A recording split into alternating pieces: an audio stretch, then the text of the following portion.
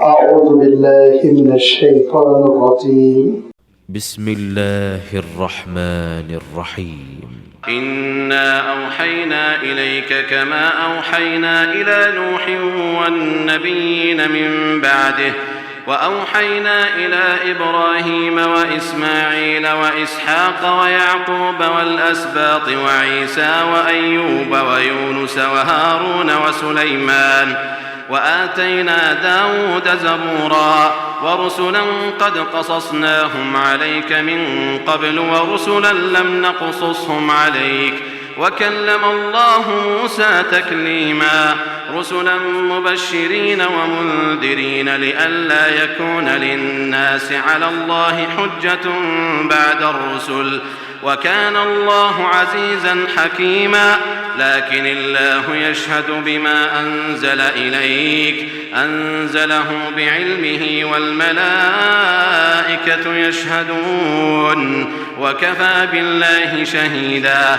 إن الذين كفروا وصدوا عن سبيل الله قد ضلوا ضلالا بعيدا إن الذين كفروا وظلموا لم يكن الله ليغفر لهم ولا ليهديهم طريقا إلا طريق جهنم خالدين فيها أبدا وكان ذلك على الله يسيرا يا أيها الناس قد جاءكم الرسول بالحق من ربكم فآمنوا خيرا لكم وإن تكفروا فإن لله ما في السماوات والأرض وكان الله عليما حكيما يا أهل الكتاب لا تغلوا في دينكم ولا تقولوا على الله إلا الحق إنما المسيح عيسى ابن مريم رسول الله وكلمته ألقاها إلى مريم وروح منه فآمنوا بالله ورسله ولا تقولوا ثلاثة انتهوا خيرا لكم إنما الله إله واحد سبحانه أن يكون له ولد له ما في السماوات وما في الأرض وكفى بالله وكيلا صدق الله العظيم. الحمد لله رب العالمين والصلاة والسلام على سيد المرسلين وعلى آله وأصحابه أجمعين أما بعد. सूरह निसा का ये रुकू नंबर 23 है जिसके भी आपके सामने तिलावत की गई। अल्लाह ताला ने जो मज़ामीन इस रुकू में इरशाद फरमाए हैं उनकी तौज़ीह और उनकी तफसील से पहले पिछली आयतों के सिलसिले में ये ज़हनों में उजागर कर ले कि अल्लाह ताला ने यहूदियों के एक एतराज़ का तज़किरा फरमाया था। यहूदियों का एतराज़ ये था कि कुरान मजीद बैक वक्त किताब की शक्ल में क्यों नहीं नाजिल हो रहा है। और आप जानते हैं कि अल्लाह ताला ने कुरान मजीद के सिलसिले में जो तरीक़ेकार इख्तियार फरमाया उसमें एक तदरीज थी। 23 साल की मुद्दत में धीरे धीरे नाजिल हुआ। कभी एक आयत, कभी 5 आयतें, कभी एक सूरत, कभी आधी सूरत, हस्ब ज़रूरत और धीरे धीरे कलाम पाक के नुज़ूल की अल्लाह ताला ने हिकमत भी बयान कर दी। लिनुसब्बित बिही फुआदक, सबसे पहली अहम चीज थी कि अल्लाह के रसूल सल्लल्लाहु अलैहि वसल्लम को दिल जमाई हासिल रहे कि इंशाअल्लाह वही नाज़िल होगी, रहनुमाई होगी। लिहाजा कई मौके ऐसे आए कि अल्लाह के रसूल सल्लल्लाहु अलैहि वसल्लम की निगाहें आसमान की जानिब उठती और वही की तलाशी होती। जैसे सूरह अल बकरा में गुजर चुका है कि काबुल की जानिब रुख कर नमाज पढ़ने के लिए अल्लाह के रसूल सल्लल्लाहु अलैहि वसल्लम इंतजार में थे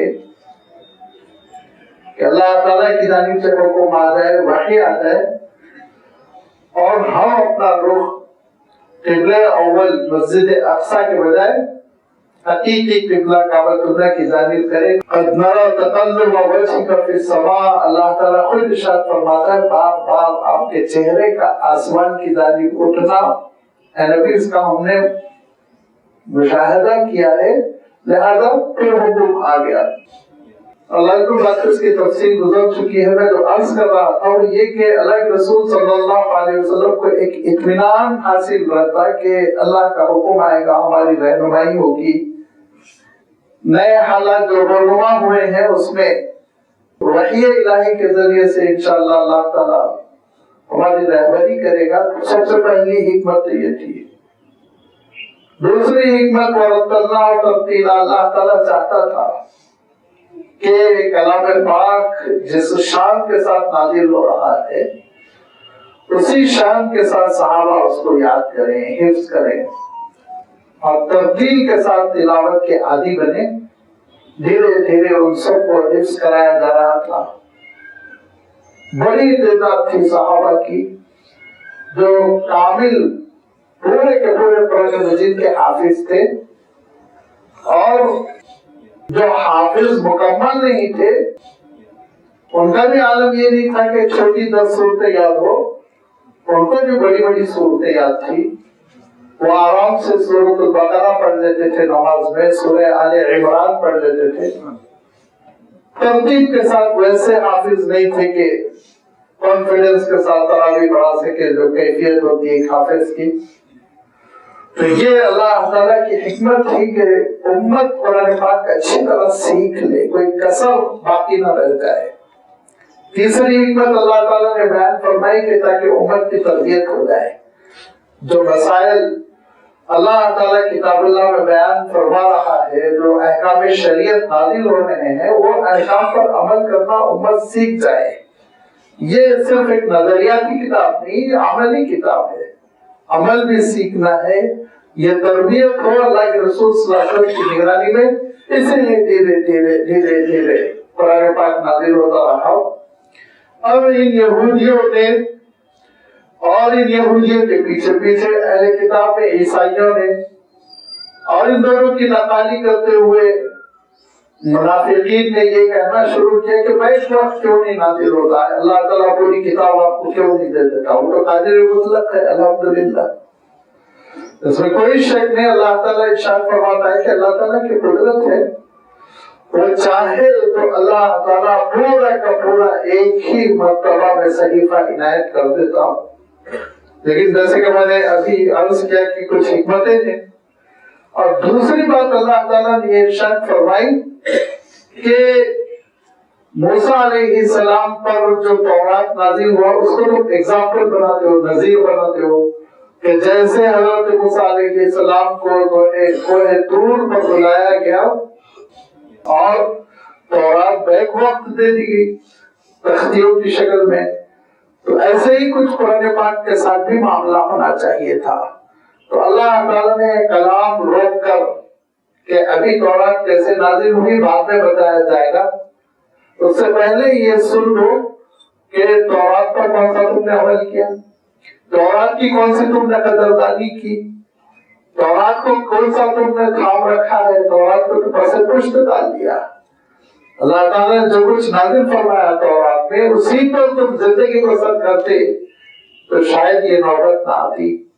लेकिन तुमने तौरात को भी तो पीछे डाल दिया। तौरात में तो सूद हराम है और तुम सूद के बगैर जिंदगी नहीं गुजारते हो। तौरात में तो रिश्वत हराम है, बगैर रिश्वत के तुम जिंदगी नहीं गुजारते हो। तौरात में तो अल्लाह ताला ने बहुत से ऐसे अहकाम दिए थे जिसकी वजह से एक सोसाइटी बनती है, सुधरती है, लेकिन तुमने उन सारी चीजों को भलाई पुष्ट रखा। लिहाजा क्या तौरात की बात कर रहे हो। रही बात नबूवत की, वही इलाही की और अल्लाह ताला के सहीफों के नुज़ूल की, तो हज़रत मूसा अलैहिस्सलाम तन्हा एक रसूल नहीं है। تم خود بھی مانتے ہو، تمہاری کتاب مانتی ہے، تورات مانتی ہے، تلمود میں ذکر ہے، تاریخ میں ذکر ہے، اور پھر آگے چل کے عیسائیت میں، انجیل میں تذکرہ ہے۔ لہذا فرمایا کہ حضرت نوح علیہ السلام کے رسول تھے، پھر حضرت ابراہیم علیہ السلام کے رسول تھے، پھر حضرت اسماعیل علیہ السلام تھے، حضرت اسحاق علیہ السلام تھے، اور بھی انبیاء ہیں، اور بھی رسول ہیں، حضرت ہود ہے، حضرت صالح ہے، حضرت شعیب ہے۔ یہ وہ انبیاء اور رسول ہیں جن کا تذکرہ تمہاری کتابوں میں موجود ہے، اور تم مانتے ہو ان کو رسول۔ تو ان پر بھی تختیاں نازل ہوئی تھی، ان پر تو تختیاں نہیں نازل ہوئی تھی، نہ حضرت نوح علیہ السلام پر تختیاں نہیں نازل ہوئی تھی، وحی آتی تھی۔ حضرت ہود علیہ السلام پر تختیاں نہیں نازل ہوئی تھی، حضرت ہود علیہ السلام پہ وحی آتی تھی۔ اور عیسائیوں کو تو چلنے کی ضرورت ہی نہیں، حضرت عیسیٰ علیہ السلام کو بھی تختیاں نہیں دی گئی، حضرت عیسیٰ علیہ السلام پر بھی وحی آتی تھی۔ تو ایک حضرت موسیٰ علیہ السلام کو پکڑ کر پورے نظام نبوت کے سلسلے میں تمہارا یہ مطالبہ کرنا کہ یکساں ہو، بالکل یونٹی، سب نبیوں کے ساتھ ایسے ہی معاملہ ہونا چاہیے، یہ بے وقوفی کا مطالبہ ہے۔ ارشاد فرمایا انا اوحینا الیک، اے رسول ہم نے آپ پر وحی بھیجی، کما اوحینا الی نوح، جیسے ہم نے نوح کی جانب وحی بھیجی۔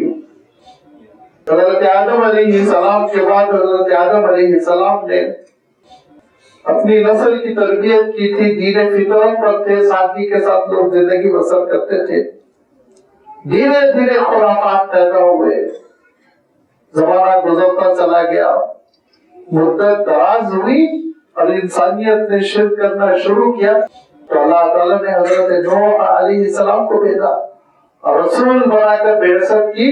حضرت نوح علیہ السلام نے توحید کی جانب دعوت دی، حضرت نوح علیہ السلام نے اپنی اطاعت کی جانب دعوت دی، اللہ کے دین کا تعارف کروایا، مخالفتیں کی گئی، پھر طوفان آیا، پھر لوگ ختم ہو گئے، اور اس کے بعد سے جو کنبہ بچا تھا، جو انسانی قافلہ بچا تھا، جو جبل جودی پر سفینہ لگا تھا، وہاں سے اتر کر یہ یمن کے بالکل سعودیہ کا جو جنوبی حصہ ہے وہاں آ کر آباد ہوئے، احقاف کا علاقہ ترقی کر گئے، اور دھیرے دھیرے بہت معاشی حالات سدھر گئے، حکومت مضبوط ہو گئی، باغات کا نظام قائم کیا، پانی کے سربراہی پر غور کیا، اس کو سسٹمیٹک کیا، ترقی ہو گئی، تو دھیرے دھیرے نافرمان ہو گئے، شرک پھیل گیا، اللہ تعالیٰ کے باغی ہوئے۔ اللہ تعالیٰ نے حضرت ہود علیہ السلام کو بھیجا۔ حضرت ہود علیہ السلام سالوں سمجھاتے رہے، 270 سال آپ کی عمر بتائی گئی، بڑی لمبی تبلیغ کی، لیکن ان لوگوں نے بات نہیں مانی، اللہ تعالیٰ نے سب کو ہلاک کیا۔ جن لوگوں نے ہجرت کی وہ نارتھ کی طرف چل پڑے، اور نارتھ کی طرف چلتے چلتے مدینہ منورہ کے بہت آگے پہنچ کر تبوک، بلکہ تبوک سے بھی آگے انہوں نے اپنی بستی بسائی، جارڈن تک انہوں نے بستی بسائی، پہاڑوں میں گھر بنائے، نافرمانی کی، شرک کرنے لگے، مورتیوں کو بنانے لگے۔ اللہ تعالیٰ نے حضرت صالح علیہ السلام کو بھیجا۔ حضرت صالح علیہ السلام کی مدتوں اور تبلیغ کے باوجود جب انہوں نے ایمان قبول نہیں کیا تو زلزلہ آیا، تباہ ہو گئے۔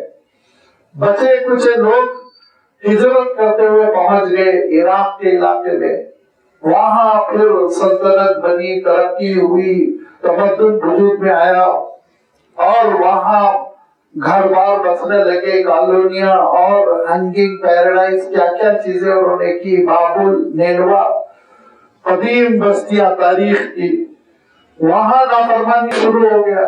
اللہ تعالیٰ نے حضرت ابراہیم علیہ السلام کو بھیجا، حضرت ابراہیم علیہ السلام نے ہجرت فرمائی، فلسطین تشریف لائے، اور اپنے ایک فرزند حضرت اسماعیل کو مکہ مکرمہ میں رکھا، دوسرے فرزند حضرت اسحاق کو فلسطینی میں رکھا، اپنے بھتیجے حضرت لوط علیہ السلام کو صدوم کے علاقے میں بھیجا۔ تو یہ نبیوں کی پوری تاریخ ہے، اور اس پوری تاریخ میں مختلف کیفیات سے وحی آتی رہی ہے۔ کسی پہ صحیفہ نازل ہوا، کسی پہ کلام ہوا، اور کسی سے اللہ تعالیٰ نے راست کلام فرمایا، کسی کو اللہ تعالیٰ نے دل میں خیالات ڈالے، طرح طرح کے انداز سے اللہ تعالیٰ نے اپنے نبیوں اور رسولوں کی رہنمائی فرمائی۔ تو یہ ایک حضرت موسیٰ علیہ السلام کی کیفیت کو پکڑ کر یہ کہنا کہ آپ پر ویسے کتاب نازل کیوں نہیں ہوتی جیسے حضرت موسیٰ پہ نازل ہوئی، تمہاری یہ لا علمی ہے، یہ نادانی ہے، جہالت ہے، بلکہ بغض ہے، عداوت ہے، دشمنی ہے۔ اِنَّا أَوْحَيْنَا إِلَيْكَ كَمَا أَوْحَيْنَا إِلَى نُوحٍ وَالنَّبِيِّينَ مِن بَعْدِهِ، اے رسول ہم آپ کی جانب اسی طرح وحی بھیج رہے ہیں جس طرح حضرت نوح علیہ السلام کی جانب بھیجی گئی، وَالنَّبِيِّينَ مِن بَعْدِهِ، اور حضرت نوح علیہ السلام کے بعد جو انبیاء آئے، حضرت ابراہیم علیہ السلام تک، حضرت ہود آئے، حضرت صالح آئے، حضرت شعیب آئے، وَأَوْحَيْنَا إِلَىٰ إِبْرَاهِيمَ، اور ہم نے وحی بھیجی ابراہیم کی جانب، وہ اسماعیل و اسحاق و یعقوب، اور حضرت ابراہیم علیہ السلام کے فرزندوں میں حضرت اسماعیل، حضرت اسحاق کے فرزندوں میں حضرت یعقوب، وہ اللہ کے نبی و رسول ہوئے، والاسباط، اور پھر حضرت یعقوب کی نسل میں جو بنی اسرائیل کہلائی، اسباط ست، اس کے معنی ہوتے ہیں نواسے اور پوتے، جو نسل چلتی ہے نیچے۔ لہذا فرمایا کہ ان میں حضرت یوسف نبی ہوئے، پھر آگے چل کے آپ جانتے ہیں حضرت سلیمان ہوئے، حضرت داؤد ہوئے، ان نبیوں کا تذکرہ اللہ تعالیٰ نے کیا ہے۔ تو فرمایا والاسباطی، اور حضرت یعقوب کے پوتوں اور نواسوں میں، وعیسیٰ، اور حضرت عیسیٰ پہ بھی وحی بھیجی، وایوب، اور حضرت ایوب کی جانب بھی وحی بھیجی گئی، جو حضرت یوسف علیہ السلام اور حضرت موسیٰ علیہ السلام کے درمیان رہے۔ حضرت ایوب علیہ السلام، یہاں ایک بات آپ ذہن میں رکھیے، تاریخ کی ترتیب نہیں ہے، ہسٹوریکل، یہاں اصل چیز جو اللہ تعالیٰ بیان فرما رہا ہے وہ وحی کے مختلف انداز۔ تو آپ یہ مت سمجھیے کہ اب حضرت یعقوب کے بعد حضرت عیسیٰ کا ذکر آ گیا، پھر حضرت ایوب کا آیا تو حضرت ایوب حضرت عیسیٰ کے بعد ہوئے، اور ان کے بعد یونس ہوئے، ان کے بعد ہارون ہوئے، ان کے بعد سلیمان، ایسا ہرگز نہیں۔ تاریخ کی یہاں اللہ تعالیٰ نے ترتیب نہیں رکھی، دیگر مقامات پر تاریخی اعتبار سے بتایا گیا کب کون آیا۔ یہاں اللہ تعالیٰ ایک ہی چیز کو اہل کتاب کے لیے ثابت کر رہا ہے کہ نبوت اور رسالت ایک ایسی مسلمہ حقیقت ہے کہ اللہ کی وحی، اللہ کے احکام ان پر مختلف انداز میں آ سکتے ہیں، الگ الگ انداز میں آ سکتے ہیں۔ وَأَيُّوبَ، حضرت ایوب حضرت یوسف علیہ السلام کی نسل سے تھے، اور پھر آپ جانتے ہیں حضرت ایوب علیہ السلام کے ساتھ بڑا آزمائش کا مرحلہ آیا تھا، آپ کی پوری جائیداد تباہ ہو گئی تھی، بال بچے ہلاک ہو گئے تھے، جسم آپ کا بیمار لاغر ہو گیا تھا، پھر اس کے بعد آپ نے بڑی دعا کی اور اللہ تعالیٰ نے پھر رحم و کرم کا معاملہ فرمایا، پھر حضرت ایوب علیہ السلام صحت مند ہوئے، پھر اللہ تعالیٰ کی دین کی خدمت کی۔ وَيُونُسَ، اور اس کے بعد پھر حضرت یونس علیہ السلام، اور حضرت یونس علیہ السلام کا خاص طور پر اللہ تعالیٰ اس لیے تذکرہ فرما رہا ہے کہ حضرت یونس علیہ السلام کی جانب تو وہی بالکل عجیب و غریب طریقے سے آئی تھی نا۔ آپ نے سنا ہوگا واقعہ کہ حضرت یونس علیہ السلام نینوا میں رسول بنا کر بھیجے گئے، اب حضرت یونس علیہ السلام لگاتار تبلیغ کرتے رہے سالوں، لیکن قوم ہے کہ مانتی نہیں تھی، مخالفت، یہاں تک کہ حضرت یونس علیہ السلام نے مطلع فرمایا کہ دیکھو اگر اسی مخالفت کی روش پر چلو گے تو اللہ تعالیٰ کا عذاب آئے گا۔ یہ بھی بات نہیں مانی، مذاق اڑانے لگے، دل لگی سمجھنے لگے، یہاں تک کہ حضرت یونس علیہ السلام نے ایک دن ملاحظہ فرمایا کہ عذاب کی علامتیں شروع ہو گئی، جیسے کہ دھواں ہے بستی کی جانب آگے بڑھتا جا رہا ہے۔ تو حضرت یونس علیہ السلام نے فوراً ہجرت کر لی، روانہ ہو گئے کہ ابھی بستی تو ہلاک ہوگی، لیکن ابھی وحی نہیں آئی تھی کہ آپ ہجرت کریں، اللہ تعالیٰ کی جانب سے ابھی اجازت نہیں آئی تھی۔ حضرت یونس علیہ السلام نے اپنے سے فیصلہ کیا کہ اب عذاب آنے والا ہے، مجھے یہاں نہیں رہنا چاہیے۔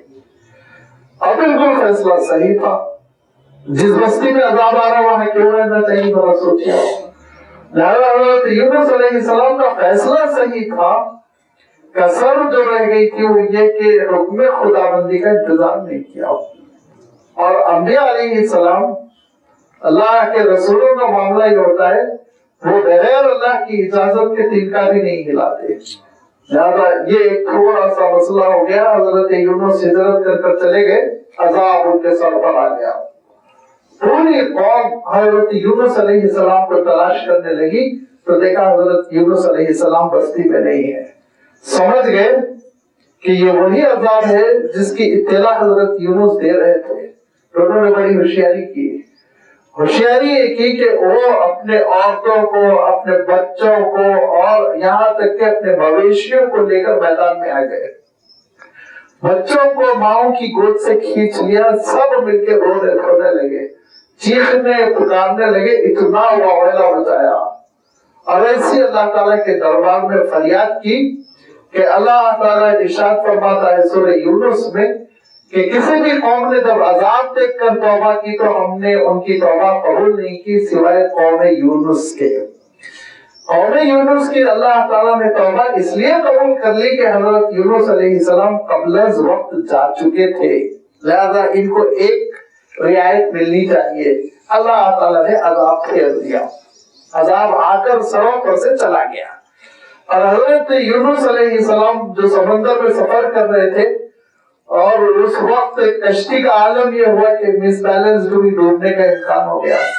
तो लोगों ने कहा कि हमारे दरमियान एक ऐसा शख्स है जो अपने मालिक को, अपने आका को नाराज कर भाग कर आ रहा है। तो हजरत यूनुस अलैहिस्सलाम ने कहा मैं ही वो शख्स हूं का आप नहीं हो सकते।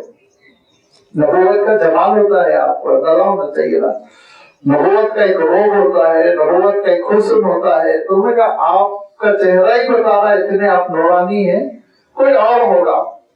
पूरा डाला गया हजरत यूनुस का नाम, दूसरी मर्तबा हजरत यूनुस का नाम, तीसरी मर्तबा हजरत यूनुस अलैहिस्सलाम का नाम। हजरत यूनुस अलैहिस्सलाम ने कहा मैं कह रहा हूँ मैं हूँ।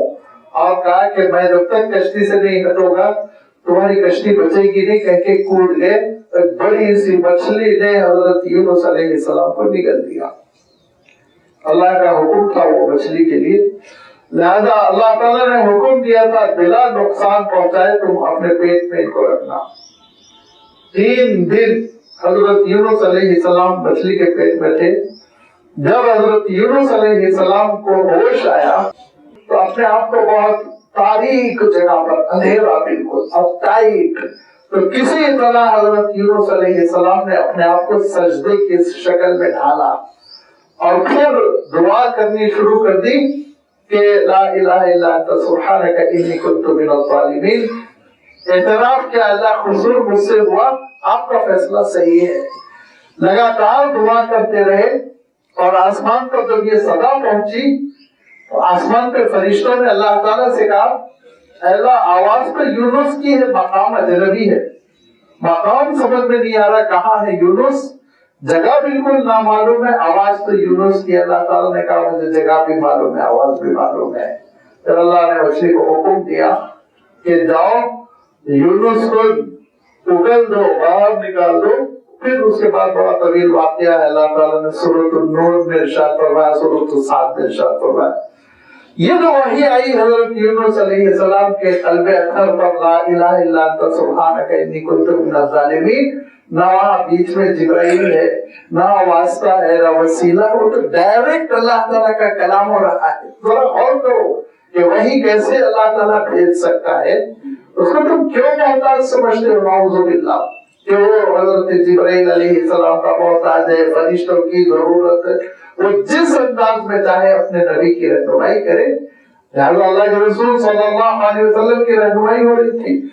हजरत इब्राहीम अलैहिस्सलाम की रहनुमाई ख्वाबों से हुई, ज़िबा करने के सिलसिले में भी ख्वाब आते रहे और भी मौके पर ऐसा हुआ। तो मुख्तलिफ नबियों को अल्लाह ताला ने मुख्तलिफ अंदाज में वही से मुशर्रफ फरमाया। ये पकड़ कर बैठना कि आप सल्लल्लाहु अलैहि वसल्लम को तख्तियां क्यों नहीं मिल रही, जैसे हजरत मूसा अलैहिस्सलाम को तख्तियां मिली थी, ये जहालत की दलील है। वह हारून और सुलेमान और हजरत हारून की नबूवत तो عجیب و غریب ہے کہ حضرت موسیٰ علیہ السلام نے کہا کہ پروردگار مجھے آپ فرعون کے پاس جانے کے لیے کہہ رہے، فرعون کی زبان تو میں جانتا ہی نہیں، وہ تو قبطی بولتا ہے، میں عبرانی ہوں۔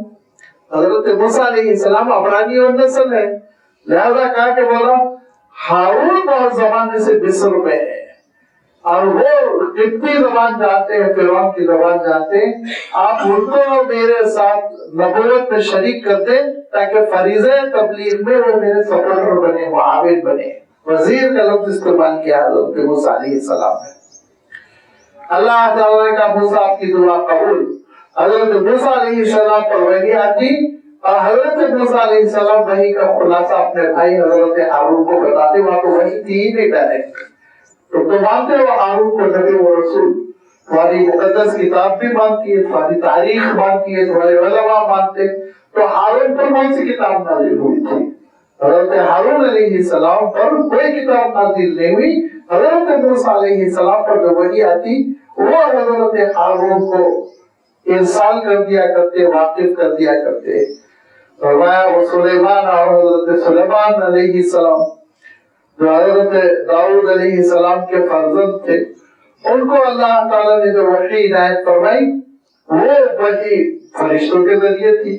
وَآتَيْنَا دَاوُودَ الزَّبُورَ، اور ان کے والد حضرت داؤد علیہ السلام کو اللہ تعالیٰ نے جو وحی عنایت فرمائی وہ تو آپ یوں سمجھ لیجئے کہ الہام کی ایک کیفیت تھی کہ جس کے ذریعے سے اللہ تعالیٰ نے حضرت داؤد علیہ السلام کے سینے میں وہ دعائیں جاگزی فرما دی جن دعاؤں کی کوئی نظیر نہیں۔ اللہ تعالیٰ کے دربار میں وقت تہجد کو جو دعائیں کرتے وہ زبور ہے۔ زبور میں احکام نہیں ہے، شریعت کی کوئی احکام نہیں، زبور میں صرف مناجاتیں ہیں، دعائیں ہیں۔ آج بھی بدلی ہوئی شکل جو آپ کو بائبل میں زبور کی ملے گی وہ پوری کی پوری آپ پڑھ رہی ہے، وہ چیپٹر صرف دعائیں ہیں اس میں۔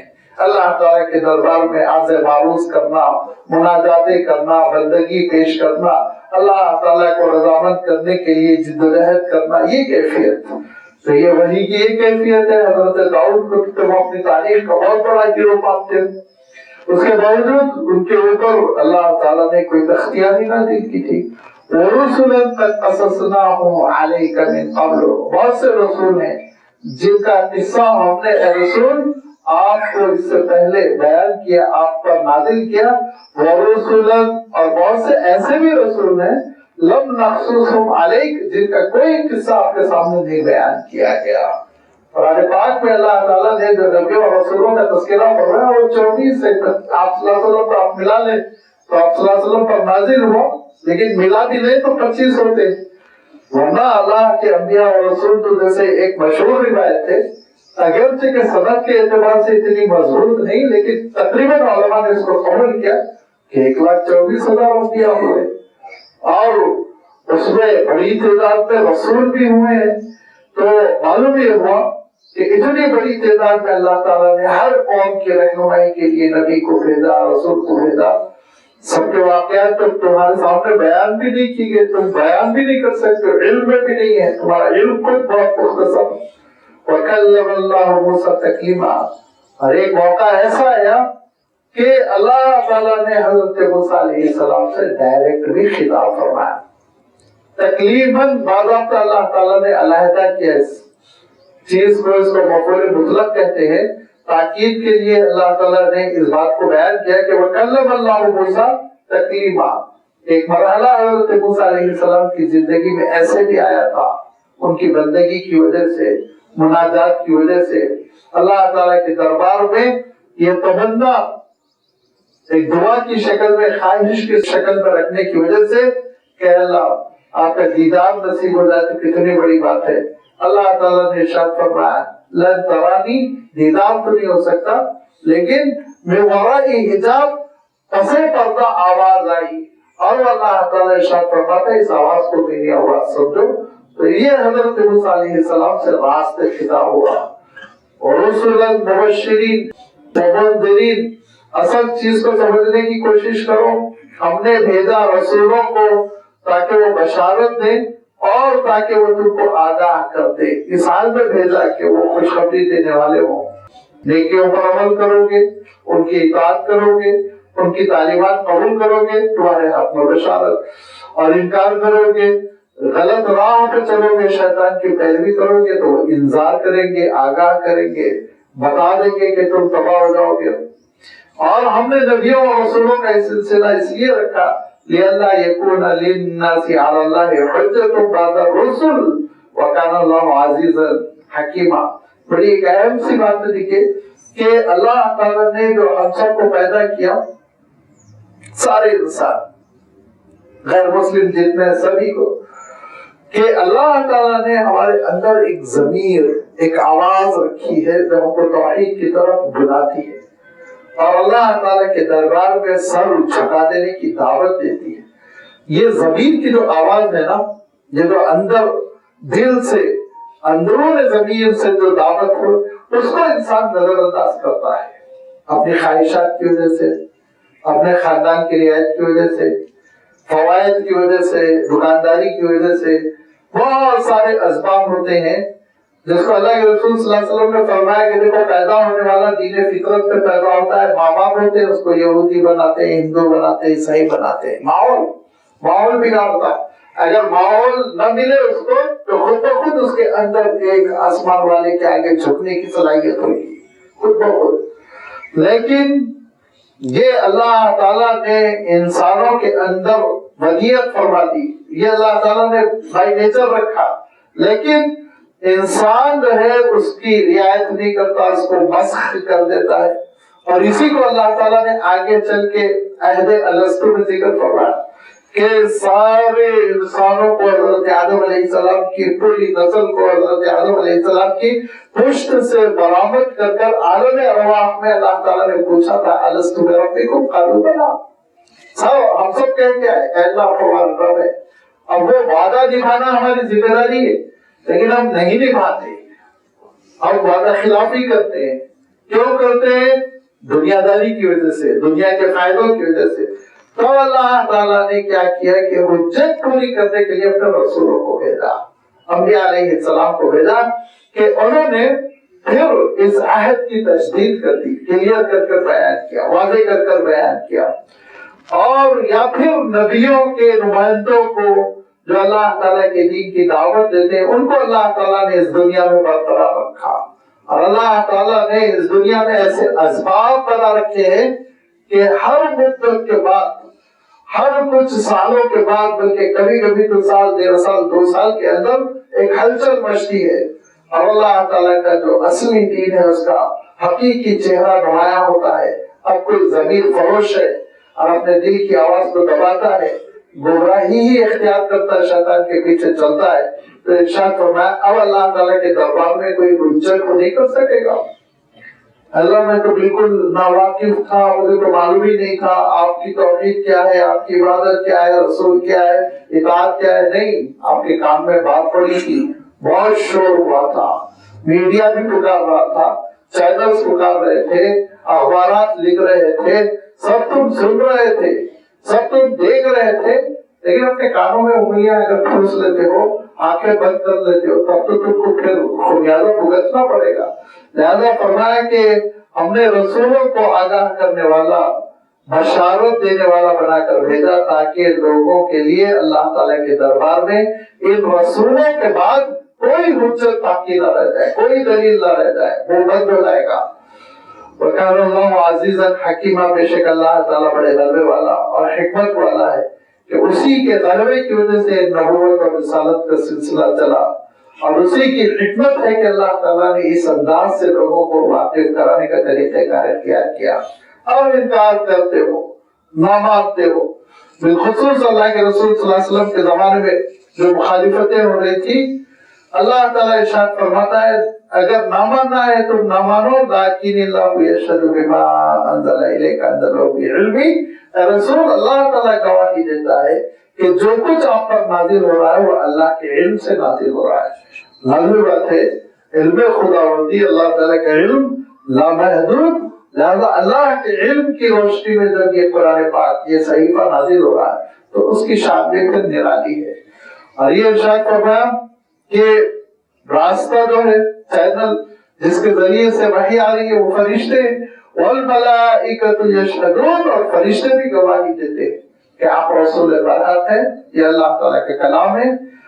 अगर कि वो कफा बिल्लाहि शहीदा, अल्लाह की गवाही काफी है, उसके बाद किसी मखलूक की गवाही की जरूरत नहीं। अब आप सोचिए अल्लाह के रसूल सल्लल्लाहु अलैहि वसल्लम को अल्लाह ताला डायरेक्ट तसल्ली देकर ये कह रहा है कि मैं शहादत देता हूँ, गवाही देता हूँ, आप सच्चे रसूल है। तो उसके बाद कोई माने ना माने, पूरी दुनिया इनकार कर दे, आप सल्लल्लाहु को क्या नुकसान पहुंचेगा?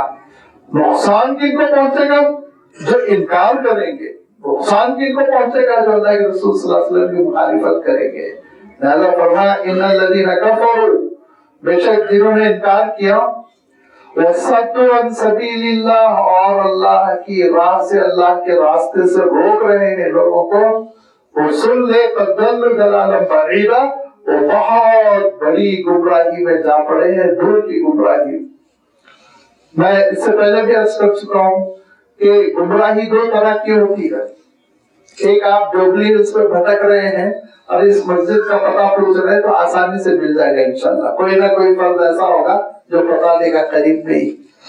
लेकिन अगर आप अमेरिका में भटक रहे हैं और वाशिंगटन में पूछ रहे हैं चिराग पैलेस कहाँ है, तो कोई नहीं बताएगा, वहां पे बहुत दूर की गुमराही है। गुमराही दो तरह की होती है।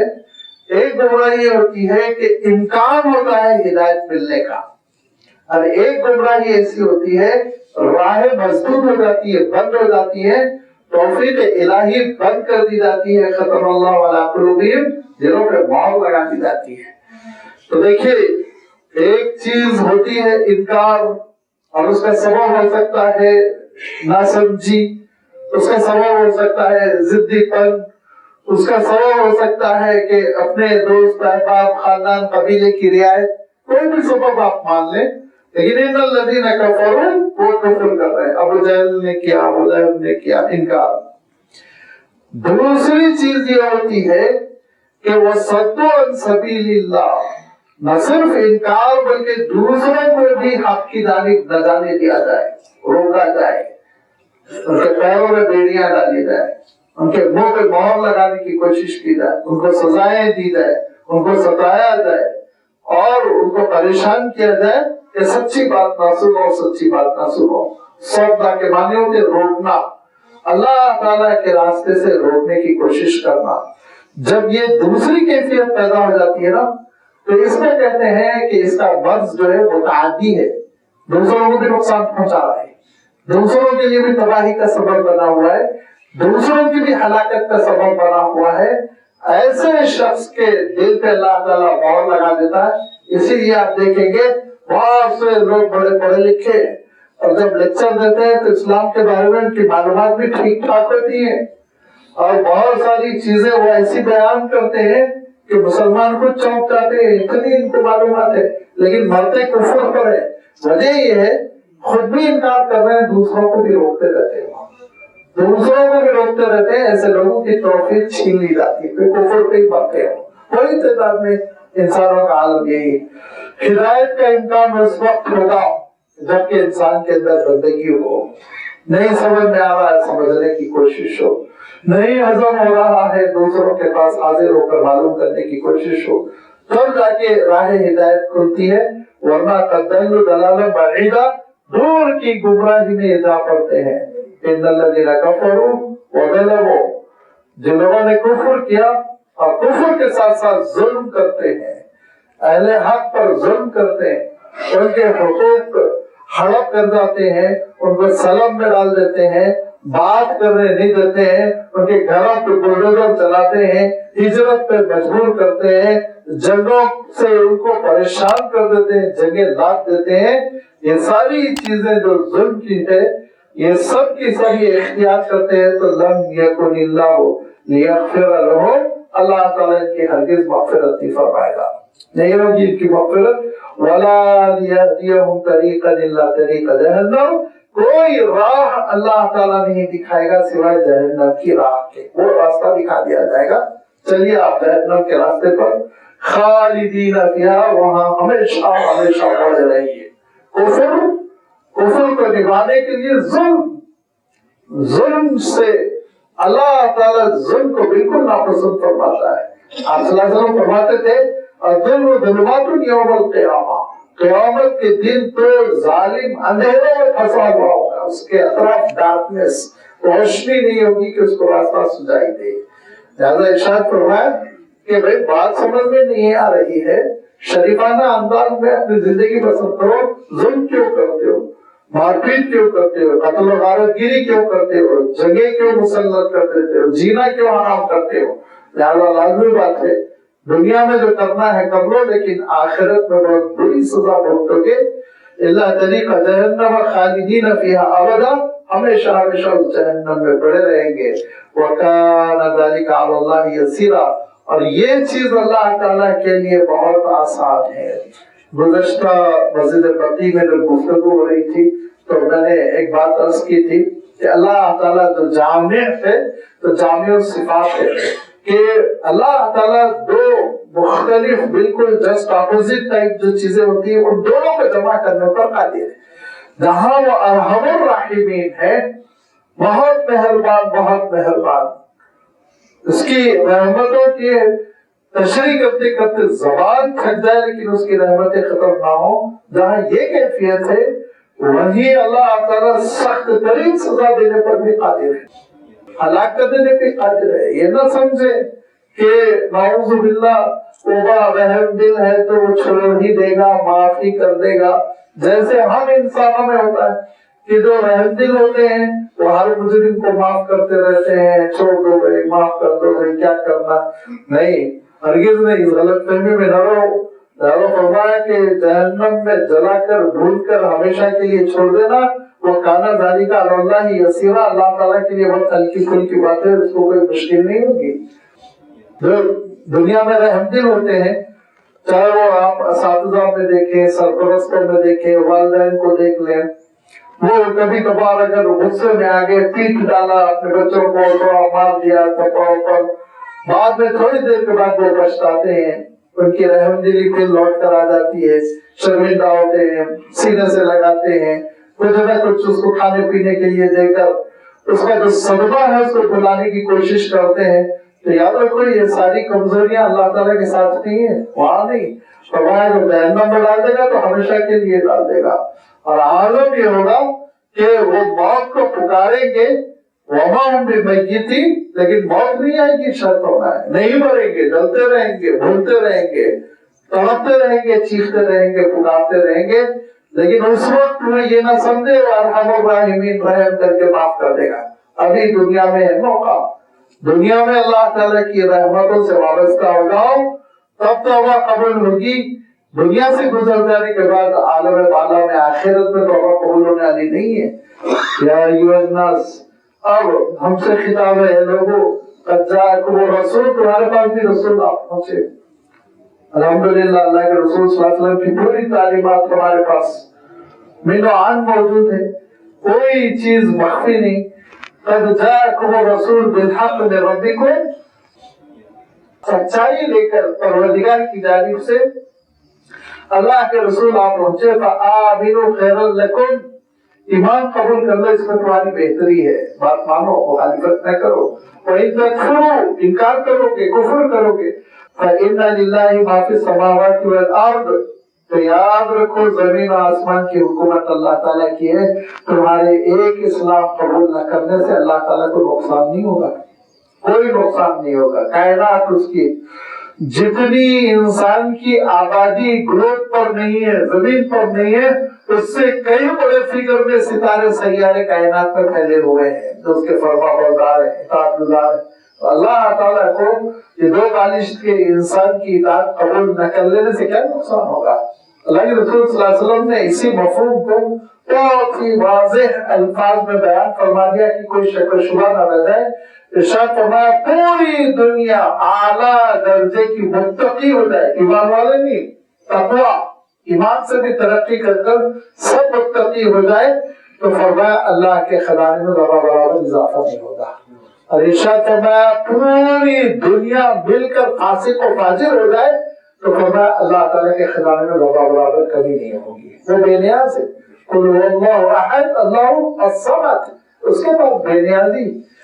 فائدہ کس کا ہے؟ ارشاد فرمایا فائدہ تمہارا ہے، وَإِن تَكْفُرُوا فَإِنَّ لِلَّهِ، اگر انکار کرتے ہو تو اللہ تعالیٰ کے لیے ہے معافی سماواتی، جو کچھ آسمانوں میں، والارض، جو کچھ زمین میں ہے، وَكَانَ اللَّهُ عَلِيمًا حَكِيمًا، اور اللہ تعالیٰ علم رکھتا ہے، اس کے پاس حکمت ہے، لاجک ہے، ہر کام میں اللہ تعالیٰ کی حکمت ہے، اور اس کی حکمت سمجھنا ہو تو زندگی لگا دینی پڑتی ہے، تب جا کے اس کی حکمت سمجھ میں آتی ہے۔ اللہ فرما کہ اللہ تعالیٰ نے تمہارے لیے راہیں کھلی رکھی ہیں اس وقت دنیا میں، اس زندگی میں، لہذا اختیار کرو، اطاعت کرو، فرمانبرداری کرو، جنت کے راستے کھلتے چلے جائیں گے۔ انکار کرو گے، مخالفت کرو گے تو پھر فرمایا کہ جہنم کے راستے پہ چل پڑو گے۔ اور اہل کتاب میں یہودیوں نے تو شوشہ چھوڑا، میں نے عرض کیا تھا کہ پیچھے پیچھے عیسائی بھی چل پڑے۔ ان کا عالم یہ ہے کہ جو ان کو گالی دیتا ہے اس کی وہ اطاعت کرتے ہیں، جو ان کا عالم یہ ہے وہ گدھوں کی مانند ہے، جو لاٹھی مارتا ہے پیچھے سے اسی کی بات کو سنتے ہیں۔ ہمیشہ یہودیوں نے اس بات کی کوشش کی کہ ان عیسائیوں کو الو بنایا جائے، یہ الو بنتے رہے۔ لہذا حضرت عیسیٰ علیہ السلام نے اللہ تعالیٰ کا دین پیش فرمایا، توحید کا دین، جس کے بارے میں حضرت عیسیٰ علیہ السلام فرماتے تھے کہ دیکھو میں بھی اسی رب کی عبادت کرتا ہوں جس رب کی عبادت کی تم کو دعوت دے رہا ہوں۔ ان اللہ ربی و ربکم فاعبدوہ ھذا صراط مستقیم، کھلے انداز میں نہیں بدل سکے یہ بائبل میں کتنی ملاوٹیں کی، لیکن آج بھی حضرت عیسیٰ علیہ السلام کی جہاں دعوت ہے وہاں دعوت توحید ہی ہے، دیکھ لیجیے اٹھا کر۔ لہذا یہ حضرت عیسیٰ علیہ السلام کی دعوت مقبول ہوتی چلی گئی، حضرت عیسیٰ علیہ السلام آسمان پر اٹھا لیے گئے، اور ایک تھوڑا سا سمپتی بھی ہو جاتی ہے اس کی وجہ سے بھی۔ حضرت عیسیٰ علیہ السلام غریبوں کے ساتھ اٹھتے بیٹھتے تھے، بیماروں کی عیادت کرتے تھے، مصیبت زدہ کے کام آتے تھے۔ آپ کی انسانیت نوازی اتنی تھی کہ اس کے لیے لفظی بن گیا مسیحائی۔ مسیحائی کے معنی یہ ہوتے ہیں انسانوں کی خدمت کرنا۔ لہذا حضرت عیسیٰ علیہ السلام کے بعد جو کہ آپ کو آسمان پر اٹھا لیا گیا، تیزی سے عیسائی مذہب پھیلنے لگا۔ اس کو نہیں کہنا چاہیے عیسائی مذہب، اسلام پھیلنے لگا۔ حضرت عیسیٰ علیہ السلام کی دعوت پھیلنے لگی اور تیزی سے لوگوں نے حضرت عیسیٰ علیہ السلام کی دعوت قبول کرنے لگی۔ بہت مارا یہودیوں نے، بہت مارا، جس کے بارے میں معلوم ہوتا کہ اس نے حضرت عیسیٰ علیہ السلام کی دعوت قبول کر لی، اس کو قتل کر دیتے، اس کے کنبے کو شہر سے نکال دیتے، اور بڑی ہجرتیں ہوئی انہی ہجرتوں میں۔ سورۃ الکہف میں آپ دیکھیں گے کہ وہ 7 نوجوان بھاگے تو جا کے جارڈن میں غار میں انہوں نے بنا لی۔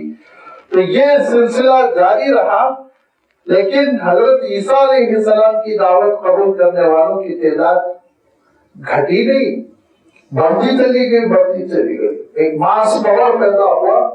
اور پھر دیکھتے دیکھتے جب رومیوں نے حضرت عیسیٰ علیہ السلام کا مذہب قبول کر لیا، جو سلطنت تھی رومی سلطنت اس وقت، تب تو پھر یہودیوں کے پیروں تلے زمین نکل گئی۔ تو پورے 71 سال کے بعد حضرت عیسیٰ علیہ السلام کو آسمان پر اٹھائے جانے کے 71 سال کے بعد 71 ایئرس، ایک بہت بدماش سا شخص تھا، بہت مارتا تھا عیسائیوں کو، بہت مارتا تھا۔ آپ نے دیکھا ہوگا نا آج کل بعض لوگ ایسے ہیں جو بہت مسلمانوں کو ستانے کے لیے آگے بڑھ کر ظلم، زیادتی، ہر طرح کی بدتمیزی کرتے ہیں۔ اسی طرح کا ایک نوجوان تھا جو جہاں اطلاع ملتی کہ یہاں یہ شخص حضرت عیسیٰ علیہ السلام کی تعلیمات کو مان لیا، وہاں جاتا، مارتا، ستاتا، رلاتا۔ لیکن اس نے دیکھا کہ یہ قابو میں نہیں ہے، یہ مسئلہ آگے بڑھتا جا رہا ہے، یہ دین ترقی کرتا جا رہا ہے۔ لہذا اس نے اپنے بہت سے مشورہ کیا، تاریخ میں حقیقت آتی ہے، اپنے بہت سے مشورہ کیا، اور اس کے بعد اچانک اس نے اعلان کیا کہ میرے خواب میں حضرت عیسیٰ علیہ السلام آئے اور دعوت قبول کرنے کی دعوت دی، میں حضرت عیسیٰ علیہ السلام کی دعوت قبول کر رہا ہوں اور مجھے چرچ والے قبول کر لے۔ اور وہ مارے خوشی کے چرچ والوں نے ان کو چرچ میں 1 سال رکھا، 1 سال پورا اس نے عیسائی مذہب کو سمجھا، اور عیسائیوں کی نفسیات کو سمجھا، مذہب سے زیادہ سائیکولوجی کو، 1 سال پورا. اور اس کے بعد چرچ سے باہر آیا. باہر آنے کے بعد اس نے دورے کرنے شروع کر دیے، سفر، لمبا چوڑا سفر کیا، روم تک گیا، واپس آیا، اور اس اثنا اس نے اعلان کیا کہ حضرت عیسیٰ علیہ السلام خدا کے بیٹے ہیں، نعوذ باللہ. یہاں سے پھر مسئلہ کھڑا ہو گیا. جب اس نے یہ کہا کہ خدا کے بیٹے ہیں تو چند علماء تو ایسے تھے جنہوں نے انکار کیا، لیکن بے وقوف قسم کی پبلک بات مانتی چلی گئی اور مخالفت کرنے والوں کو مار مار کے چرچ سے نکال دیا. پھر بھی ایک نستوریہ ان کا فرقہ ہے جو توحید پر قائم ہے، اور باقی سب حضرت عیسیٰ علیہ السلام کو خدائی میں شریک کرنے لگے. اور خدائی میں شریک کرنے لگے تو لوگوں نے کہا کہ حضرت عیسیٰ علیہ السلام پیدا ہوئے تھے، بچپن گزرا، والدہ تھی، روتے بھی تھے، کھانا بھی کھاتے تھے، بازار جاتے تھے، تکلیف ہو گئی تو پریشان ہوتے تھے، سارے مسائل تھے. تو حضرت عیسیٰ علیہ السلام ڈائریکٹ خدا کے بیٹے کیوں ہو گئے؟ تو کہا کہ نہیں، بیچ میں ایک لنک ہے روح القدس کا. اس روح القدس کو اس نے کہا کہ یہ ہولی اسپرٹ ہے جو اللہ سے جدا ہو کر زمین پر آ کر حضرت عیسیٰ علیہ السلام کی شکل یا ان کے جسم میں حلول کر گئی. یہ 3 خداؤں کا ان کے پاس کانسیپٹ پھیل گیا، اور پھر وہ توحید سے ہٹ گئے، صراط مستقیم سے ہٹ گئے، اور دھیرے دھیرے اب آپ جانتے ہیں ان کے اندر کتنا شرک آ گیا، خرافات آ گئی. اس کو عربی میں اقانیم ثلاثہ کہتے ہیں، انگلش میں آسانی کے لیے 3 persons کہتے ہیں، ٹرینیٹی جو 3 خداؤں کا، کہ ایک اللہ تعالیٰ ہے مین، نعوذ باللہ، پھر ہولی اسپرٹ ہے روح القدس، پھر کرسٹ ہے حضرت عیسیٰ علیہ السلام. بڑی مصیبت ہے کہ پوری دعوت حضرت عیسیٰ علیہ السلام کی ایک اللہ کی عبادت کرو، ایک اللہ کی عبادت کرو، ایک اللہ کی عبادت کرو، اور یہاں پہ مسئلہ یہ کہ 3 خداؤں کا مسئلہ. بہت پریشان ہوئے، آج تک بھی ان سے مسئلہ نہیں سلجھا ہے. آج تک بھی اس مسئلے میں جب ڈیبیٹ ہوتی ہے تو میدان چھوڑ کے بھاگ جاتے ہیں. لیکن اب آپ سوچیں کہ دنیا کی بڑی آبادی تو عیسائی ہے، تو دنیا کی بڑی آبادی جو عیسائی ہے نا، وہ عیسائی نہیں ہے، حقیقت میں بے دین ہے، کوئی دین نہیں ہے ان کا. اب آسانی اسی میں رہتی ہے کہ اپنے آپ کو کرسچن کہیں، ورنہ آپ دنیا میں سب سے بڑی آبادی اگر عیسائی ہے تو چرچوں میں کیا حال ہونا چاہیے؟ تو سوچیے، چرچ میں سب سے بڑی اقلیت ہم لوگ ہیں، تو جمعہ کے دن مسجدوں کے اطراف سڑکیں جام ہو جاتی، تو وہ تو سب سے بڑی آبادی ہے. تو امریکہ، لندن، یورپ، فرانس کے چرچوں کا کیا حال ہونا چاہیے؟ چرچ میں جائیے، اتوار کے دن 2 بینچ رہے گی، لوگ سامنے کے 2 بینچ پہ. عیسائی مذہب کا وہ نام اس لیے لیتے ہیں کہ ان کو کوئی مذہب سے سروکار نہیں ہے، کوئی کسی قسم کی پیروی نہیں کرنی ہے، ایک نام خانہ ہے، ڈبہ ہے، اس میں ڈال دو. لہذا یہ مسئلہ ایسا ہے جو بالکل لاجک اس میں نہیں ہے، دانائی نہیں، سمجھ نہیں کہ 3 خدا بھی، ایک خدا بھی، یا تو ایک مان لو، ٹھیک ہے 3 مانو ہندوؤں کی طرح، ان کے پاس شیوا ہے اور برہما ہے، وشنو ہے، ٹھیک ہے وہ مانتے ہیں. 3 خداؤں کا ان کا ایک کانسیپٹ ہے، کیونکہ یہ شیطان ہے جو بہکاتا ہے. تو پھر اس کے بعد وہ کم سے کم اتنے تو سمجھدار ہے کہ وہ تینوں کو ایک نہیں کرتے، وہ 3 ہے ان کے پاس.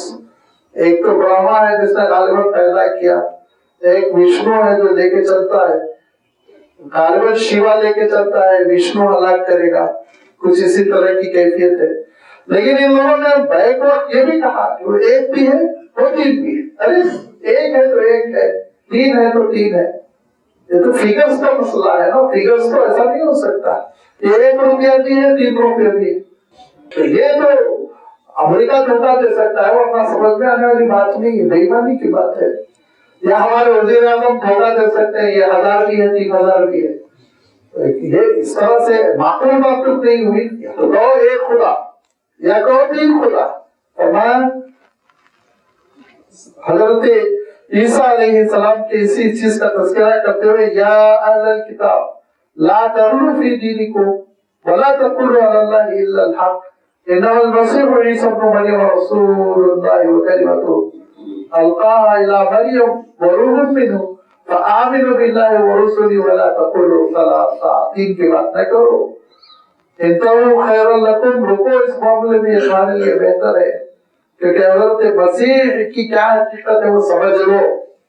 شاید فرمایا اے اہل کتاب لا تغلو فی دینکم، اپنے دین کے معاملے میں غلو نہ کرو. غلو یہ لفظ ذرا غیر معروف سا ہے، اردو میں استعمال ہوتا ہے، لیکن اتنا کانسیپٹ اس کا کیا ہے وہ ہم کو سمجھ میں نہیں آئے گا، تو تھوڑا سا میں اس کی تشریح کر دیتا ہوں. غلو فی الدین،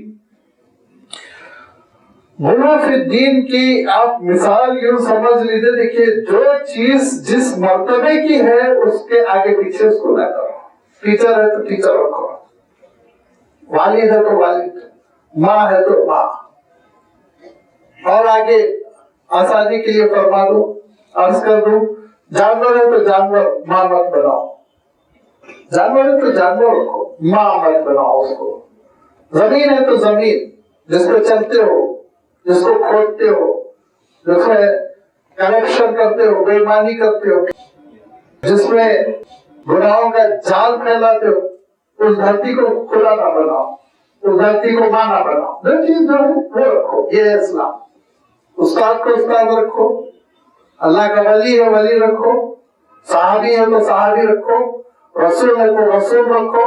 اللہ ہے اللہ رکھو. رسول کو خدا نہ بناؤ، صحابی کو رسول نہ بناؤ، ولی کو رسول نہ بناؤ.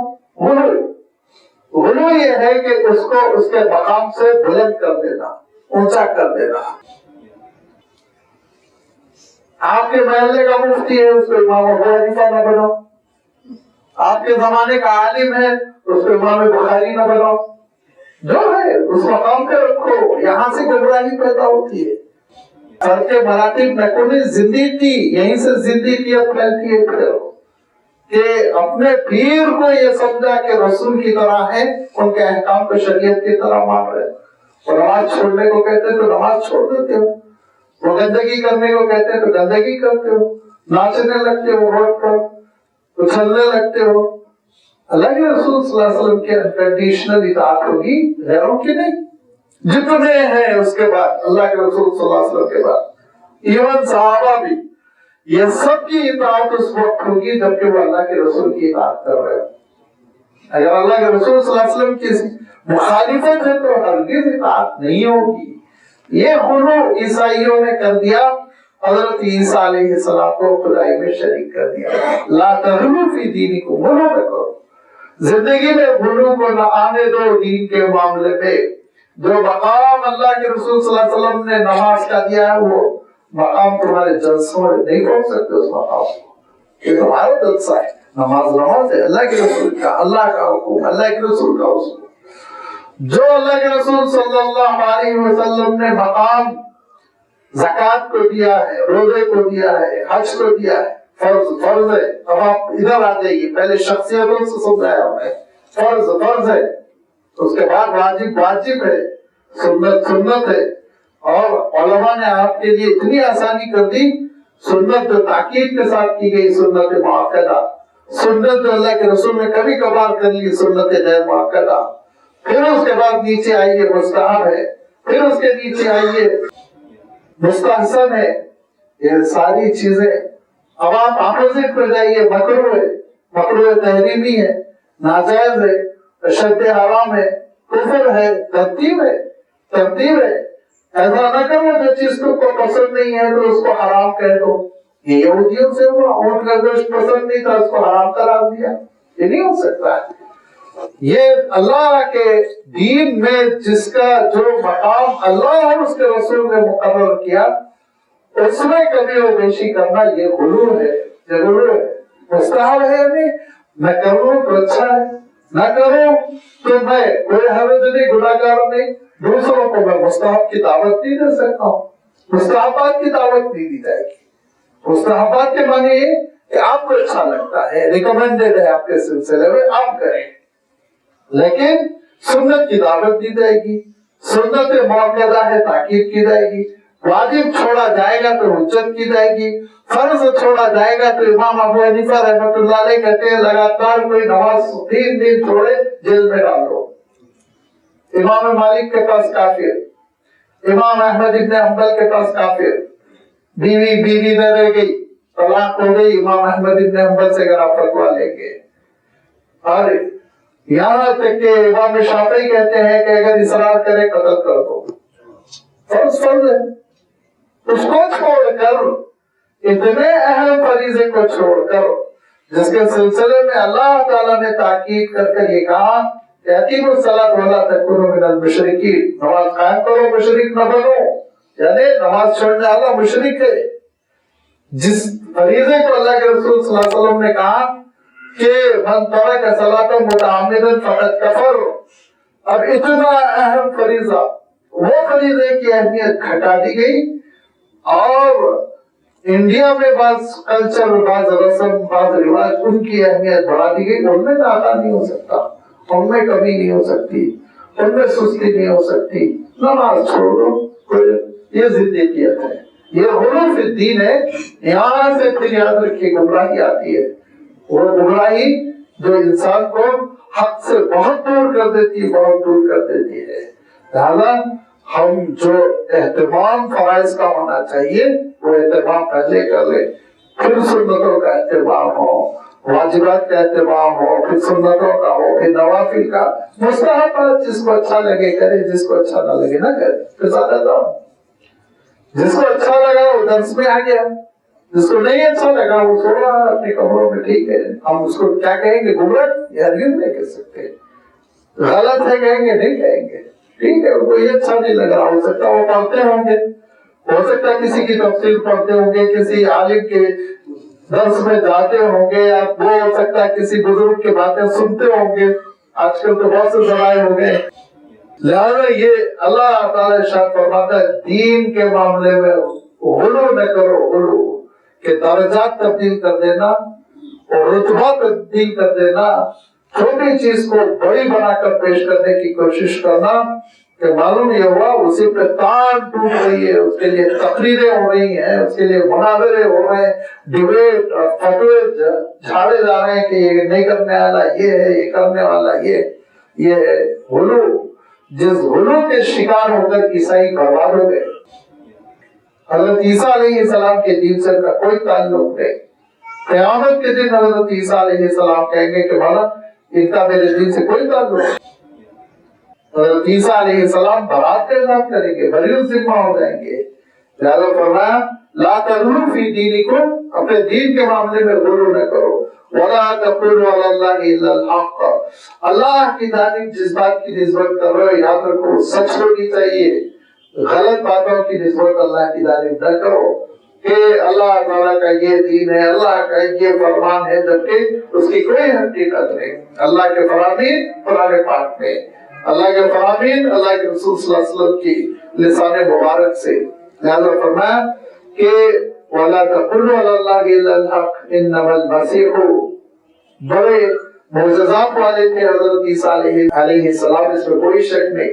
بہت انسانیت آواز تھے, اسی لیے پہلے اللہ تعالیٰ نے ٹائٹل رکھا انما المسیح. مسیح ٹائٹل ہے نا, لقب ہے آپ کا. مساح کے معنی ہوتے ہیں ٹچ کرنا, مساح کرنا آپ خود بولتے ہیں. تو مساح کے معنی ہوتے ہیں لگانا, چھو لینا, سہلانا. حضرت عیسیٰ علیہ السلام کسی نابینا کو اس کی آنکھوں پہ ہاتھ کرتے تھے, بینائی آتی. کسی مرض کی بیماری کے شکار کو سہلا دیتے, وہ نارمل ہو جاتا. تو حضرت عیسیٰ علیہ السلام کے معجزات تھے کہ آپ مسیح تھے, انسانیت نواز تھے, انسانیت کی خدمت کرتے تھے, لیکن تھے تو وہ عیسیٰ ابن مریم, مریم کے بیٹے عیسیٰ. ان کی والدہ تھی حضرت بی بی مریم, تمہاری بائبل مانتی ہے. ان کی نانی تھی حضرت حنا, تمہاری بائبل مانتی ہے. ان کے نانا تھے حضرت عمران, تمہاری بائبل مانتی ہے. ان کے نانی کے والد تھے فاقود, تمہاری بائبل مانتی ہے. ساری چیزیں تمہاری بائبل میں بیان کر دی گئی. تو یا تو یہ مانو کہ وہ بی بی مریم کے بیٹے ہیں, یا یہ مانو کہ خدا کے بیٹے ہیں. حضرت مریم کو نکالو پھر اپنی کتاب سے, کیا بیوقوفی کی باتیں کرتے ہو. لہذا فرمایا کہ وہ عیسیٰ جو ابن مریم تھے, مقام بہت بلند تھا, رسول اللہ, اللہ کے رسول تھے. اس سے بڑھ کر اور کیا چاہیے. اللہ کے رسول وہ ہماری محبتوں کا مرکز, اللہ کے رسول ہماری تعظیم، ہماری عقیدت، ہماری محبت سب کے وہ سزاوار ہو گئے. اتنی بڑی چیز ہے وہ اللہ کے رسول نے، یہ کافی تھا. ان کو خدائی میں کیوں شریک کیا؟ رسول کو رسول رکھو، خدا کو خدا رکھو، فرش کو فرش رکھو، عرش کو عرش رکھو. وَكَلِمَتُهُ، اور اللہ کا ایک فیصلہ تھا. وہ فیصلہ کیا تھا؟ کن. اللہ تعالیٰ نے فیصلہ کیا تھا کہ حضرت عیسیٰ علیہ السلام، کہ وہ زمانہ اتنا ظاہر بھی نہیں کرتا، اور وہ اس کو عربی میں کہتے ہیں معطلہ کا زمانہ تھا. اللہ تعالیٰ کو معطل مانتے تھے کہ اسباب سے ہٹ کے اللہ نے کچھ نہیں کر سکتا. نعوذ باللہ. تو اسباب کے بغیر اللہ تعالیٰ کچھ نہیں کر سکتا. تو حضرت آدم کہاں سے آ گئے؟ حضرت حوا کہاں سے آئی؟ اللہ تعالیٰ اسباب کا محتاج ہے. یہودیوں کا عقیدہ جب بھی تھا، اب بھی ہے تقریباً، کہ اسباب ہی کا رزلٹ ہوگا، اللہ نے خود سے کچھ نہیں کر سکتا. نعوذ باللہ. ہمارا عقیدہ ہے اللہ تعالیٰ جو چاہے فرما سکتا، فعال لما یرید ہے ہمارے پاس. لہذا وہ زمانے میں یہودی بڑے مناظرے کر رہے تھے. جب قوم کو عمل کرنے کا جذبہ ختم ہو جاتا ہے تو مناظروں میں لگ جاتی ہے. جو عمل کرنے والی قوم ہوتی ہے ان کو عمل سے فرصت نہیں ملتی کہ وہ مناظرے کرتے پھرے. قوم میں ایک تعطل جمود کی کیفیت پیدا ہو جاتی تو مناظروں میں مزہ، ذہنی عیاشی، مجلس درتی، بحثیں ہوتی، چائے چل رہی، بکواس ہو رہی. لہذا وہ مناظروں میں یہ کہا کرتے تھے کہ اللہ تعالیٰ بغیر اسباب کی کچھ نہیں کرتا. تو اللہ تعالیٰ نے حضرت عیسیٰ علیہ السلام کو پیدا کیا، سبب نہیں ہے. والد کو ہٹا دیا اللہ تعالیٰ نے. حضرت جبرائیل نے اللہ کا حکم کن وہ لا کر دم کر دیا حضرت بی بی مریم پر، اور حضرت عیسیٰ علیہ السلام وجود پانے. القاها الی مریم، یہ اللہ کا حکم تھا جو ڈالا تھا حضرت جبرائیل نے حضرت مریم کے اندر. اور چونکہ ہر حکم اللہ تعالیٰ کا ہے، میری زندگی اللہ کے حکم سے ہے، میں سانس لے رہا ہوں اللہ کے حکم سے، بارش ہو رہی اللہ کے حکم سے، درخت پر پھل لگ رہے اللہ کے حکم سے، لیکن انڈائریکٹلی اللہ نے حکم دے دیا اور کائنات کو چلا دیا. جو اللہ تعالیٰ کا ڈائریکٹ حکم ہوتا ہے اس کو روح کہتے ہیں. یہ روح میرے اندر ہے، دیکھیے اللہ کا ڈائریکٹ حکم ہے زندہ رہو. جس وقت یہ حکم اللہ تعالیٰ چھین لے گا روح نکل جائے گی لاشا. یہی وہ اللہ کا ڈائریکٹ حکم تھا جو وحی کے ذریعے سے اللہ کے رسول صلی اللہ علیہ وسلم پر آ رہا تھا. اسی لیے اللہ تعالیٰ نے قرآن کو بھی روح کہا ہے. یسألونک عن الروح قل الروح من امر ربی، اللہ کے آرڈر کو روح کہتے ہیں. روح یہ ہماری روح بھی اللہ کا آرڈر ہے. جینے کا حکم جو اللہ تعالیٰ نے دیا نا، ویزے کی شکل میں ہمارے اندر ڈال دیا گیا. ابھی تک تم کو قیام کی اجازت ہے، اقامہ چھین لیا جائے گا تو تم قبر کی طرف روانہ ہو جانا. یہ جینے کا حکم ہے اللہ کا، یہ روح ہے. قرآن پاک کو روح کہا گیا چونکہ جبرائیل امین اللہ کے ڈائریکٹ احکام لے کر آتے ہیں، اسی لیے روح الامین کہا گیا. آپ کو بھی امانت داری کے ساتھ پیغام پہنچانے والے. لہذا حضرت عیسیٰ علیہ السلام کے سلسلے میں کہا وہ روح منہ، وہ تو بس اللہ کے ڈائریکٹ حکم کا نتیجہ تھے. اللہ تعالیٰ نے باپ کا حکم نہیں دیا کہ باپ ہو ان کے لیے اور باپ کے ذریعے سے پھر باپ کے ملاپ سے حضرت عیسیٰ کا وجود ہو. نہیں، اللہ نے کہا کہ نہیں، ہمارا حکم ڈائریکٹ حکم ہوگا. روح من ہو، یہ سمجھ لیں تو زیادہ پریشانی نہیں ہوگی. ورنہ روح کے مسئلے میں حضرت جبرائیل کو بھی روح کہا گیا، میرے اندر بھی روح ہے. قرآن پاک کو بھی روحم من عندنا، کچھ اللہ تعالیٰ نے ارشاد فرمایا، آیت یاد نہیں آ رہی، اس میں وحی الہی کو بھی روح کہا گیا. تو ذرا کنفیوژن پیدا ہوتا ہے کہ اللہ کا راست جو حکم ہوتا ہے وہ روح کہلاتا ہے. فرمایا وَرُوحٌ مِّنْهُ فَآمِنُوا بِاللَّهِ وَرُسُلِهِ، اللہ پر اس کے رسولوں پر ایمان قبول کرو. وَلَا تَقُولُوا ثَلَاثَةٌ، ٹرینٹی کی بات نہ کرو، تین خداؤں کی بات نہ کرو، چھوڑ دو، توبہ کرو. یہ تو اس تین شخص کا فتنہ ہے جس نے یہودیت سے عیسائیت کی چادر اوڑھنے کی کوشش کی، اعلان کیا میں عیسائی ہو گیا، اور اس کا نام تو پال تھا لیکن تم لوگوں نے اس کو سینٹ پال بنا دیا. بغیر دیکھنے کے کسی کی پیروی نہیں کرنا چاہیے. یاد رکھیے کتنے ہمارے سیدھے سادے نوجوان ہیں گندے سندے لوگ، اپنے آپ کو کوئی مہدی قرار دیتا ہے، کوئی نبی قرار دیتا ہے، اس کے پیچھے چل پڑتے. ایک ہے جائیداد بیوقوفوں کی، کیا کہا جائے، ٹھوکو بجاؤ. تو وہ کہہ رہا ہے میں مہدی ہوں، کس بنیاد پر ہے؟ حدیث لاؤ، حدیث پوری پیش کرو. حدیث کیا ہے؟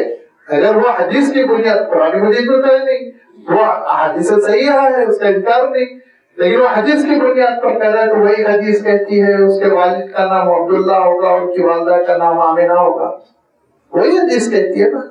تو دیکھو اس کا والد تو کوئی چنگیز خان ہونگیز خان ہے، اس کی والدہ تو غیر معروف ہے، اس کے پیچھے گھومتا ہوا ہے، شکیل بن حنیف بن گیا مہدی، یہ بن گیا مہدی. ہمیشہ قرآن مجید پر اور احادیث صحیحہ پر کس کر، اس کسوٹی پر کس کر سچائی کو قبول کرو، ورنہ سینٹ پال کی طرح سب کی سب پوری دنیا گمراہ ہو جائے گی. انہوں نے نہیں کسا. اگر یہ بائبل پر کس کر جو صحیح انجیل تھی اس کی روشنی میں دیکھتے تو یہ فتنہ نہ ہوتا تین خداؤں کا. لہذا فرمایا وَلَا تَقُولُوا ثَلَاثَةٌ، تین کی بات نہ کرو، تثلیث کی بات نہ کرو، ٹرینیٹی کی بات نہ کرو. جو اقانی میں ثلاثہ ہے تین، اور شرم نہیں آتی وہ تین کا ٹرائنگل نقشہ بھی بنا کے پیش کرتے ہیں کہ وہ اللہ، یہ روح القدس، یہ بیٹا. ایک کہاں سے رہ گیا؟ ایک ڈبہ بنا دینے سے وہ ایک ہو گیا. اللہ تعالیٰ کا نعوذ باللہ جسم ہے، وہ بھی تکونا قسم کا، نعوذ باللہ کیا بےہود کیا ہے، کدھر چلے گئے وہ.